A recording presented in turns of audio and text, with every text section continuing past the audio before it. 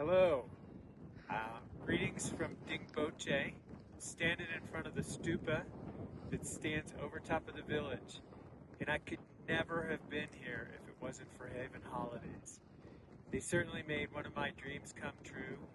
I'm a 60-year-old man, and they took me as far up Island Peak as I could possibly get.